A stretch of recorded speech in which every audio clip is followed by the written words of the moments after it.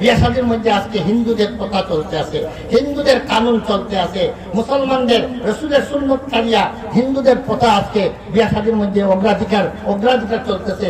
বিয়া শাদী এটা যে ইসলামের একটা কাজ, এটা মনেই হয় না। বিয়া শাদী যখন অনুষ্ঠান হয় এটা মুসলমানের কাজ, ইসলামের কাজ মনে হয় না। এটা মনে হয় এটা ব্যক্তিগত অনুষ্ঠান। তাই আমার ব্যক্তিগত অনুষ্ঠান, আমি যেভাবে চাইবো সেইভাবেই করবো। কি মনে করেন বিয়া শাদী এটা ব্যক্তিগত বিষয় না এটা ইসলামের একটা বিষয়? বলেন তো, এটা ইসলামের বিষয়। তাহলে বিয়া শাদী কার কারণে হবে? সুন্নতে রাসূলুল্লাহ সাল্লাল্লাহু আলাইহি ওয়াসাল্লামের কানুন মতো বিয়া শাদী হবে। তখন বিয়া শাদী করার আগে জানতে হবে কিভাবে রসুলের বিয়া হয়েছে, কিভাবে সাহাবায়ে কেরামের বিয়া শাদী হয়েছে। এটা জানার দরকার না। শুধু বিয়ার সময় হইল আর বিয়া করে নিলাম, এটা হবে না। তালাবুল ইলম ফরিজাতুন আলা কুল্লি মুসলিম। যে মুসলমানের সামনে যে সমস্যাটা আসবে সেই সমস্যার বাজার আগে সেই সমস্যার ইলম শিক্ষা করা প্রত্যেক মুসলমানের উপরে করো। এই জন্য বিয়া শাদীর আগে ইসলামী বিয়া কিভাবে, বর্তমানে রসম রেওয়াজ এবং হিন্দুয়ানা বিয়া কিভাবে আমাদের বর্তমানে প্রচলিত আছে, হিন্দু সমাজের বিয়া শাদী প্রচলন বেশি হয়ে গেছে।